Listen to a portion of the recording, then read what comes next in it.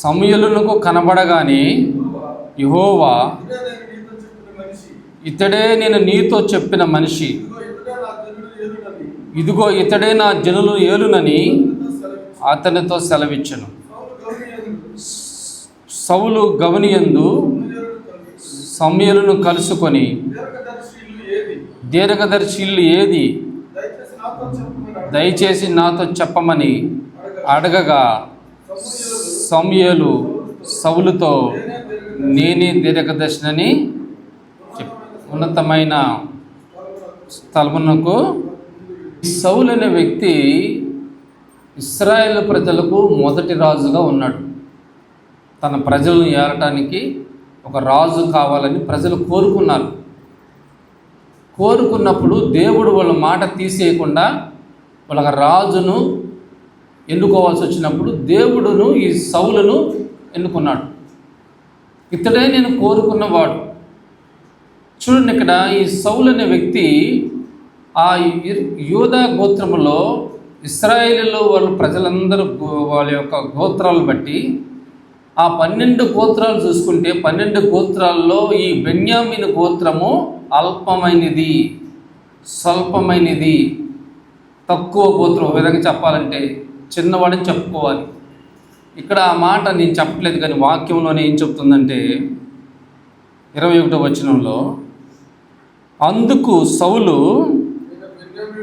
నేను బెన్యామీనుడును కానా, నా గోత్రము ఇశ్రాయేలు గోత్రములలో స్వల్పమైనది కాదా.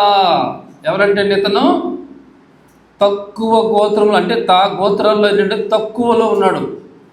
నేను అల్పమైన వాడును, తగ్గిన వాడును, ఆఖరి వాడును, నేను రాజుగా ఎన్నుకోబడటానికి తగిన వాడును కాను. ఇతను ఏం చేస్తాడంటే సౌలు గాడిదలు కాసుకుంటాడు. సౌలేమో ఆ రోజుల్లో ఇప్పుడు మనలాగా ఉన్నట్టు కానీ యూనివర్సిటీలు కానీ పెద్ద పెద్ద కాలేజీలు కానీ ఎంటెక్లు కానీ బీటెక్లు కానీ ఎంఎస్లు కానీ ఆ రోజుల్లో లేవు. ఈయనేమి చదువుకోవాలా, ఈయనేమి పెద్ద యుద్ధ వీరుడేం కాడు, అంతకుముందు యుద్ధాలు చేసిన వ్యక్తి కాడు, మిలిటరీలో లేడు, సంపన్న కుటుంబమే పుట్టలేదు, ధనవంతుడేమీ కాదు, వీళ్ళ తాతలే రాజులేమీ అనలేదు. ఇతని బ్యాక్గ్రౌండ్ అంతా ఏంటంటే ఇతను కూషు కుమారుడు. ఇతను ఏంటంట, ఇతను గాడిదలు కాసుకునేవాడు. చూడండి, ఇక్కడ ఏం చేశాడంటే దేవుడు తన ప్రజలకు రాజు కావాల్సినప్పుడు ఏం చేశాడంటే ఇతడే నేను ఎన్నుకున్నవాడని చెప్పి సమూయేలుతో చెప్పినప్పుడు సమూయేలు ఏం చేశాడంటే ఈ సౌలును అభిషేకించి రాజుగా చేశాడు తన ప్రజల మీద. నాటి నుండి యెహోవా ఆత్మ సౌలు మీద దిగగా అతడు యెహోవా కార్యములు చేసిన వాక్యం ఉంది. ఎందుకని సౌలును దేవుడు ఎన్నుకున్నాడంటే దేవుడి దృష్టిలో ఏంటంటే మన పద్ధతులు మన మానవ స్వభావం ఆలోచించుకుంటే ఏంటంటే మనం గొప్పవారిని ఎదుగుతాం మనుషుల్లో. ఉదాహరణ చెబుతున్నా, మనకంటే పెద్ద కులాల్లో పుట్టారని ఎదుర్కొంటాం, మనకంటే ధనవంతులు ఎత్తుకుతాం, మనకంటే బాగా అందంగా నీట్గా ఉన్నవాళ్ళు ఎత్తుకుంటాం. సహజంగా ఎవరైనా చేసేది అది. డబ్బులు ఉన్నవాడిని ఎత్తుకుతాం, ధనవంతులు ఎత్తుకుతాం, మంచి మంచి ఉద్యోగాలు చేసే వాళ్ళు సెలెక్ట్ చేస్తాం. అతడే మంచోడు అనుకుంటాం మనం, వాళ్ళే మన ఏలాలనుకుంటాం మనం. ఒక కూతురికి సంబంధం చూసేటప్పుడు తండ్రి ఏం చేస్తాడంటే బాగా నా కూతురు కంటే చదువుకున్నవాడు, బాగా జాబ్ చేసేవాడు, నా కూతురు కంటే అందంగా ఉన్నవాడు కావాలని కోరుకు. అంతేనా? గుడ్డోడు చూస్తారు తండ్రి ఏమన్నా చూడ కదా. ఒక కొడుక్కి కోళ్ళను చూసేటప్పుడు కూడా ఆ తండ్రి ఏం చేస్తాడంటే నా కొడుకు కంటే అందంగా ఉండేటట్టు బాగా చదువుకొని మంచి చేస్తాడు. అది మానవ స్వభావం, మానవ నైజం. కానీ దేవుడు ఏం చేస్తున్నాడంటే ఇతనికి ఏ యొక్క ఇది లేదు, వెనక ముందు బ్యాక్గ్రౌండ్ లేదు, ఇతని దగ్గర ఏమి గొప్ప విశేషాలు ఏమీ లేవు. కానీ దేవుడికి కొంచెం భయపడే వ్యక్తిగా ఉన్నాడు, దేవుడి మాట వినే వ్యక్తిగా ఉన్నాడు. కాబట్టి దేవుడు సౌలును కోరుకొని రాజుగా చేశాడు తన ప్రజలకు. రాజుగా చేయటువంటి సామాన్య విషయం అండి. తన గ్రామ సర్పంచ్ అనుకున్నారా? లేదా మున్సిపాలిటీ వార్డు నెంబర్ అనుకున్నారా? లేకపోతే ఏదైనా చిన్న ఇది అనుకున్నారా? కాదు, ఆ ప్రజల దేశానికే రాజు. దాదాపు 20 ఏళ్ళ పైన ఏలాడు. ఎందుకున్నాడంటే ఆయన ఎన్నుకుంటే ఇతను ఏం చేశాడంటే ఈ సౌలు నమ్మకంగా ఉండవలసిన వ్యక్తి ఏం చేశాడంటే దేవుడికి ఎదురు తిరగడం స్టార్ట్ చేశాడు. సేవకుడు చేసే పని, సేవకుడు దేవుడు సమూయేలును ఏర్పరచుకొని ప్రవక్తగా నియమించిన పని ఏం చేశాడంటే ఈ సౌలు లేట్ అయిందని ఏం చేశాడంటే ప్రజలు ఏమైనా తిరగబడతారో అనుకొని ఈయన సొంత ఆలోచనతో ఏం చేశాడంటే ఆ ప్రారంభాన్ని చేయవలసిన పని, ఆ బలి ఏం చేశాడంటే ఇతను చేశాడు, సౌలు చేశాడు. దేవుడికి కోపం వచ్చింది. ఎందుకు దేవుడికి? ఆయన చేసింది పెద్ద తప్పని నాకైతే అనిపించలా. అంటే అంత పెద్ద తప్పని నేను అనుకోవట్లేదు, కానీ వాక్యానుసారం చూస్తే ఏంటంటే దేవుడి దృష్టిలో పెద్ద తప్పు చేశాడు అతను. ఎందుకంటే ఒక సేవకుడిని దేవుడు ఎన్నుకున్నాడు, సమూయేలు ప్రవక్తనే. నువ్వు ఆ పని చేయటం కుదరదక, నువ్వు రాజుగా ఎన్నుకొని నువ్వు రాజు పని చేయాలి. కానీ ఏం చేశాడంటే ఈయన లేట్ అయిందని, పాస్టర్ గారు లేట్ అయిందని ఆయన ఆ పని ముగించేశాడు. దేవుడికి కోపము వచ్చింది. నేను తీసేస్తాను అనుకున్న టైంలో మళ్ళీ ఏం చేశాడంటే అమానీకులను పూర్తిగా నిర్మూలన చెయ్యి, శాపగ్రస్తమైన వాళ్ళు మాకు తీసేయి, వాళ్ళు నా బిడ్డలకు పూర్తిగా వ్యతిరేకంగా ఉన్నారని చెప్పి తీస్తే ఏం చేశాడంటే వాళ్ళలో కొంతమంది రాజులను ఉంచి కొంతమంది కొవ్విన గొర్రెలను ఎడ్లను మొత్తం తీసుకొచ్చి దొడ్లో పెట్టి మిగతా అన్నీ చంపేశాడు. ఆ గొర్రెలు ఎడ్లు అంటే మొరపెడుతున్నాయంటే మ్యా అని మొరపెడుతుంటే దేవుడిని తన సేవకుడిని పంపించి హెచ్చరిస్తాడు. ఏమయ్యా నువ్వు ఏం చేసావు? దేవుడు నీకేం చెప్పాడు? అమానీకులను పూర్తిగా నిర్మూలన చేయమని చెప్తే నువ్వేం చేసావుడంటే నేను పూర్తిగా చంపేశాను, ఏం లేదని చెప్పి అబద్ధం ఆడుతున్నాడు. మరి ఆ గొడ్ల శాలల్లోనూ ఆ గొర్రెలు ఎడ్లు రంకెలు ఏంటని అడుగుతాడు, మాట్లాడు అమ్మ తరుముకుంటున్నాడు. అప్పుడు ఏమని చెప్తాడంటే దేవుడైన యెహోవా నిన్ను విసర్జించాడు, నిన్ను తీసివేశాడు, వెళ్ళిపోయి నేను తీసేసాడు, వెళ్ళిపో, నేను రాజుని తీసేస్తాడు, వెళ్ళిపో అని చెప్తే కాళ్ళెల పడతాడు, చెంగులు అవుతాడు, దుప్పట్లు అవుతాడు, ఏదో చేస్తాడు. కానీ సమూయేలు కోపం వస్తుంది, వెళ్ళిపోమని చెప్తాడు. ఎందుకని? దేవుడు వెన్నుకున్న వ్యక్తి ఇతను, దేవుడు నియమించిన వ్యక్తే. కానీ ఆ రీతిగా తన అడుగులు వేయల, తన సొంత సుబుద్ధిని ఆధారం చేసుకుని తన అడుగులు ముందుకు వేశాడు. దేవుడు ఏం చెప్పాడో అదే చేయాలి, కానీ ఆయన సొంత నిర్ణయాలు తీసుకోవడం కుదరదు. ఇతను కూడా ఏంటంటే ఎప్పుడైతే తన సొంత నిర్ణయాలు తీసుకొని ముందుకు పక్కకు వెళ్ళిపోయాడో అంటే దేవుడు తనను విసర్జించాడు. తను విసర్జించింది ఏం చేశాడంటే వేరే వ్యక్తిని దేవుడు వెన్నుకున్నాడు. ఇంకా తక్కువ స్థాయి నుంచి ఎన్నుకున్నాడు ఇంకో కుర్రవాడిని, గొర్రెలు కాసే వ్యక్తిని. ఇందాక గాడిదలు కాసే వ్యక్తిని వెనుకున్నాడు, ఇప్పుడు గొర్రెలు కాసే వ్యక్తిని వెనుకున్నాడు. అడవిలో గొర్రెలు కాసే వ్యక్తి. ఇతను కూడా ఏ చదువు లేదు, ఏమి సూర్యుడు గాడు యుద్ధాల్లో చేయలేదు, ఎక్కడ ఏమీ లేదు, వెనక ముందు ఆయనకి ఏ బ్యాక్గ్రౌండ్ కూడా లేదు. వాళ్ళ అన్నలు మాత్రం మిలిటరీలో ఉన్నారు, కానీ ఇతను మాత్రం ఏమీ లేదు. ఇతను కూడా సామాన్యమైన వ్యక్తే, ఏమీ చదువుకోవాలా. కానీ దేవుడు ఇతను కూడా కోరుకున్నాడు. ఇతను ఏమన్నా సమూయేలుతో అన్నాడు, అతడే నేను కోరుకున్నవాడు, అతని రూపాన్ని అతని ఎత్తును లక్ష్య పెట్టమాకు. మనుషులు పై రూపం చూస్తారు, మనుషులు అంతరంగం చూస్తారు. చూడండి ఈ మాట ఎక్కడ ఉంటుంది? మొదటి సమూయేలు గ్రంథము, అదే గ్రంథము 16వ అధ్యాయము 7వ వచనం.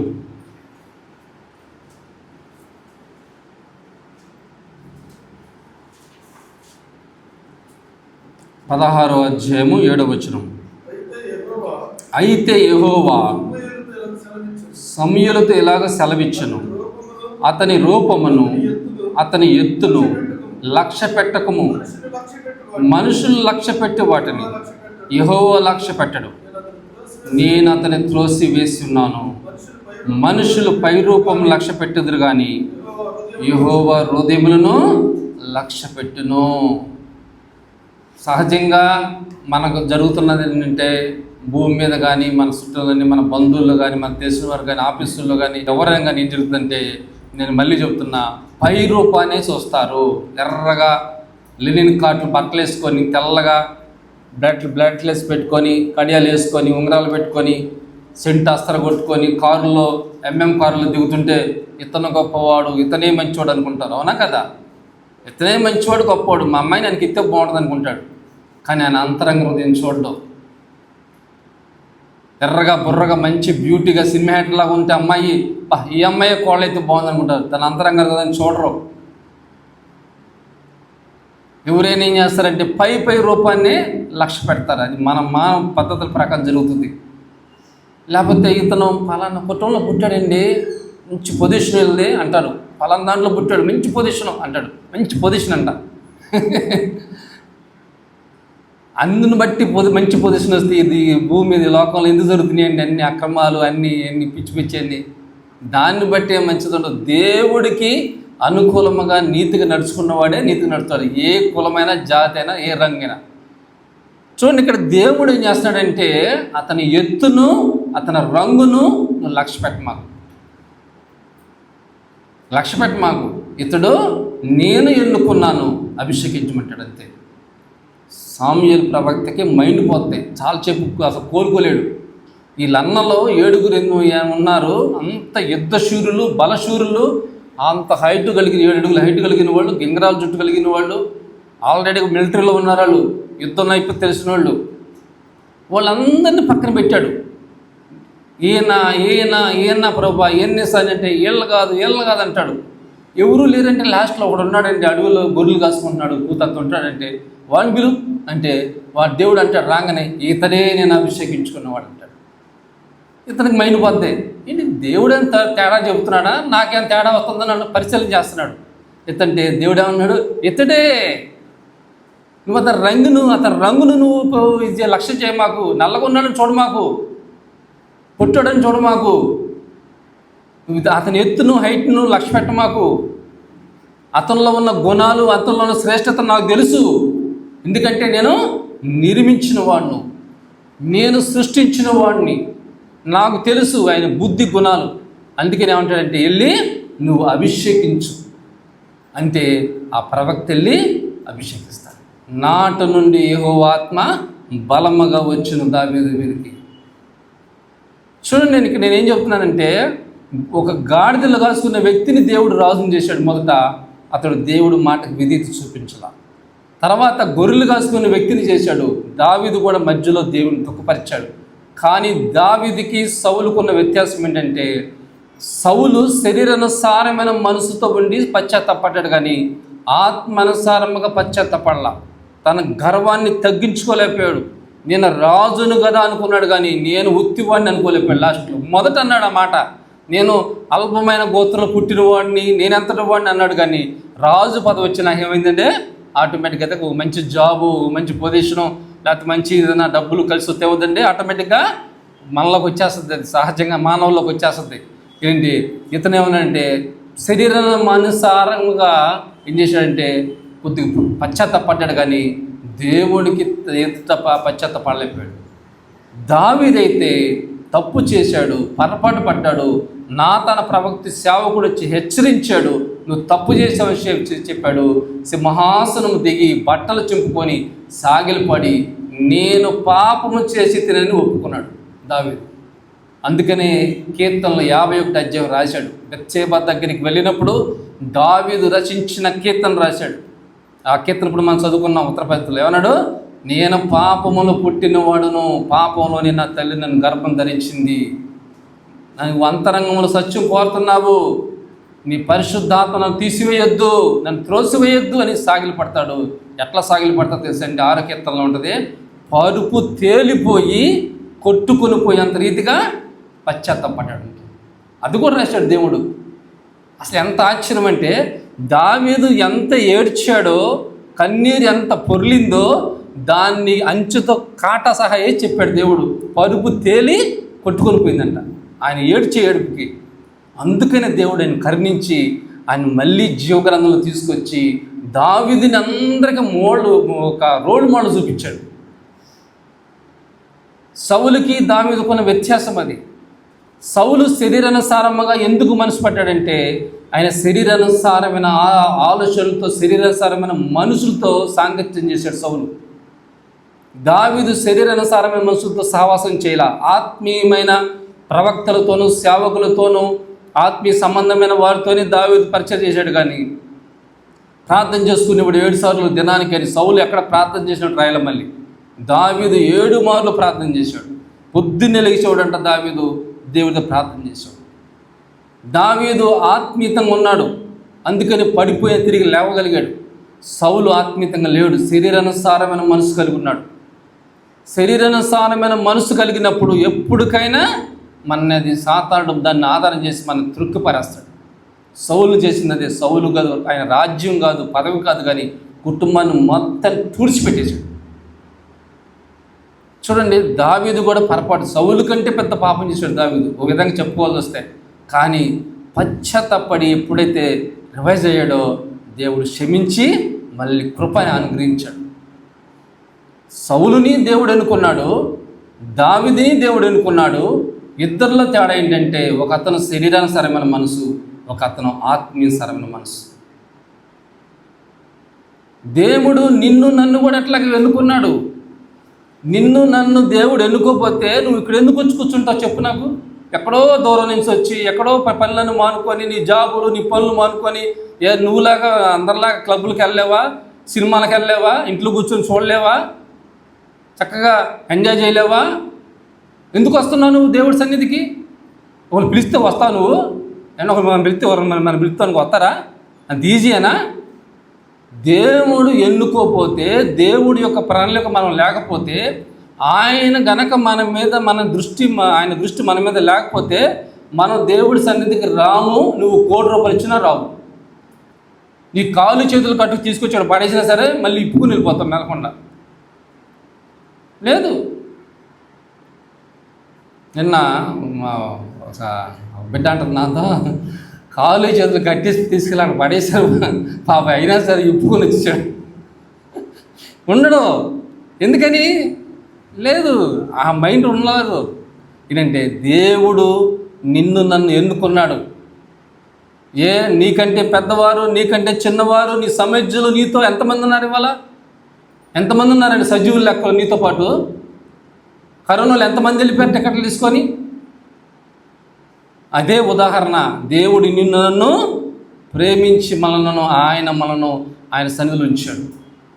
నిన్ను నన్ను ఎన్నుకున్నాడు. సౌలు ఎన్నుకున్నట్టు దావీదుని ఎన్నుకున్నాడు. నువ్వు శరీరానుసారమైన మనసుతో వెళ్తున్నావా, ఆత్మీయానుసారమైన మనసుతో వెళ్తున్నావా? అది నువ్వే పరిశీలన చేసుకోవాలి.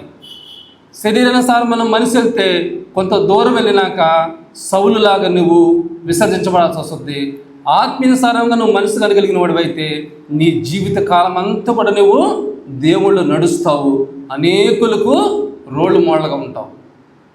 ఇక్కడ దావీదు అందుకే ఆశీర్వదించబడ్డాడు. దావీదు తరం ఇప్పటి వరకు కూడా ఆశీర్వదించబడ్డాడు. దావీదుకు శాశ్వతమైన కృప ఇస్తానని చెప్పాడు దేవుడు యెషయా గ్రంథంలో. అంతే అంటమే కాదు, కానీ ఏం చేశాడంటే దావీదు వంశంలో నుంచి యేసు ప్రభు దేవుడే సృష్టికర్తే అనే వంశంలోకి వచ్చాడు. దేవుడికి కనుక మనం ఏ పిలుపుతో దేవుడు పిలిచాడో, ఏవైతే దేవుడు మన పట్ల ఆశ పెట్టుకున్నాడో, నీ పట్ల నా పట్ల ఆ రీతిగా నువ్వు గనక నీ ఆత్మానుసారమైన మనసు ఉందా లేదా నువ్వు పరిశీలన చేసుకోవాలి. శరీరానుసారమైన మనసుతో కలిగి ఉన్నావా? చాలా ప్రమాదం వస్తుంది. ఇదివరలాగా భక్తి కాదండి. ఇదివరకు భక్తి వేరు. గత 30-25 ఏళ్ల భక్తి వేరు, ఇప్పుడు భక్తి వేరు. ఇదివరకు సోషల్ మీడియాలు ఏమీ లేవు. ప్రార్థనలు పెడితే, కోటలు పెడితే, ఎక్కడ పెడితే పండగ ఉండి సంతోషంగా ఉండేది. ఇప్పుడు అంత కాల్టర్లు అయిపోయింది. అంత మెసేజ్లు, యూట్యూబ్లో వచ్చే మెసేజ్లు అన్నీ కూడా భయంకరమైన మెసేజ్లు వస్తాయి. సేవకులు విమర్శించడం, వాళ్ళని విమర్శించడం, పాస్టర్లు తిట్టుకోవడం, మెసేజ్లు ఏదేదో చెప్పడం, రకరకాలైనవన్నీ వింత బాధలు, దురద బాధలు వచ్చేసినాయి. అసలు ఏది కరెక్టో ఏదో కూడా తెలియట్లా. ఇప్పుడే జాగ్రత్తగా ఉండాలా. ఏ పిలుపుకి నిన్ను దేవుడు పిలిచాడో నువ్వు ఆ పిలుపుకే కట్టబడి ఉన్నావా, లేకపోతే శరీరానుసారంగా ఉన్నావుగా పరిశీలన చేసుకోవాలా. తీయ మాటలో నా మధ్యన ఒక ఆవిడ సహోదరి నాతో ఉంటుందంటే, అయ్యా నేను ఎక్కడున్నా, ఎటు వెళ్ళినా, ఏం చేస్తున్నా ఒకటే స్తుతిస్తూ దేవుడు నాతో ఉన్నాడయ్యా, కార్యాలన్నీ జరుగుతాయి అయ్యా, నేను ఏదనుకుంటే అయ్యా. ఇంట్లో ఒక్కళ్ళ మారలా, అంత వ్యతిరేకంగా ఉన్నారు ఇంట్లో. ఏదో తీతీ మాటలు చెప్తుంది. ఎవరిని నమ్మటానికి చెప్పండి? నీ ఆత్మీయత స్థితి ఎట్టుందో, నువ్వు ఎలా ఉన్నావో దేవుడికి తెలుసు. నువ్వు ఎలా ఉన్నావో నీ కొరకు ప్రార్థన చేసే సేవకుడికి తెలుసు. నేను చెబుతున్నా మళ్ళీ, కంపల్సరిగా నీ కొరకు ప్రార్థన చేసే సేవకుడు ఎవరైనా ఉంటే కంపల్సరిగా నీ స్థితి చూపిస్తాను. నేను చెప్తున్నాను, మళ్ళీ చెప్తున్నాను, నేను నోట్ చేసుకు కావాల్సి వస్తే. నీ కొరకు నీ భార్య, నీ భర్త, నీ పిల్లల కొరకు ప్రార్థన చేసేవాళ్ళు తక్కువ మంది ఉంటారు. ఎప్పుడైతే నీ కొరకు ఒక సేవకుడు ప్రార్థన చేస్తున్నాడో కంపల్సరిగా నీ స్థితి దేవుడు చూపిస్తాడు. అది నాకు తెలుసు. నేను నా అనుభవంలో చూసి నా సేవకులు చెప్పేవాళ్ళు, నాకు తెలుసు ఆ అనుభవం. ఎప్పుడైతే నీకు జరుగుతున్నా నీ ఆత్మీయత స్థితి ఏంటో, నువ్వు ఏ స్థితిలో ఉన్నావో, నువ్వు ఎలాంటి స్థితిలో ఉన్నావో కంపల్సరిగా గైడ్లైన్స్ అవుతుంది. దాన్ని బట్టే దేవుడు నీతో మాట్లాడుతుంటాడు. సుమి, దేవుడు వాక్యం వింటున్న మనము, నిన్ను దేవుడు పిలిచింది ఏంటంటే సౌలులాగా ఉండటానికి కాదు, దావీదులాగా నువ్వు ఆత్మీయంగా అనేకులకు మాదిరిగా ఉండటానికి. దావీదుని తర్వాత వచ్చిన రాజులందరికీ చెప్పాడు దేవుడు, నా సేవకుడు దావీదులా నువ్వు లేవని చెప్పి కొట్టేశాడు అందరినీ. దేవుడు కూడా మనతో మాట్లాడుతుందంటే నువ్వే శిల్పులో ఉన్నావు పరిశీలన చేసుకోవాలి మనం. ఎందుకంటే భయంకరమైన దినాల్లో ఉన్నప్పుడు మనం, భయంకరమైన దినాలు, ఏ రోజున ఏం సంభవిస్తుందో, ఏ రోజు ఏం జరుగుతుందో అసలు ఏమీ వ్యత్యాసం ఉన్నట్లా. వయసు లేదు, తానం లేదు, ఏం లేదు. 20 సంవత్సరాల పిల్లడికి కూడా హార్ట్ స్ట్రోక్ వస్తుంది, బ్రెయిన్ స్ట్రోక్ వస్తుంది, చనిపోతున్నారు. అసలు ఒక వయసు పద్ధతి ఇది ఏమీ లేదు. మనం ఏంటంటే అంత్య దినములో ఉన్నాము, అపాయకరమైన దినాలు ఉన్నాము. అక్రమం విస్తరించింది, ప్రేమ చల్లారిపోయింది, దేవుడు రాకడ సమీపంగా ఉంది. ఇది వాస్తవం జరుగుతుంది. కాలయాపన చేయటానికి, సరిదిద్దుకోవడానికి దేవుడు పెళ్ళిళ్ళు చేసుకోవద్దంటలేదు, జాబులు చేయొద్దానికి లేదు, కుటుంబాలు కట్టుకోవద్దని అంటలా. నిన్ను పిలిచిన పిలుపుకి నువ్వు తగినట్టుగా ఉన్నావా లేదా పరిశీలన చేసుకో. పరిశీలన చేసుకోకపోతే ఏముందంటే చాలా అపాయకరమైన పరిస్థితులు పడతాం. చూసారా, గాలి దుమ్ములు తుఫాన్లు వచ్చినప్పుడు ఏం చేస్తారంటే red zone, orange zone, red zone పెడతారు. ఎందుకు తెలుసా?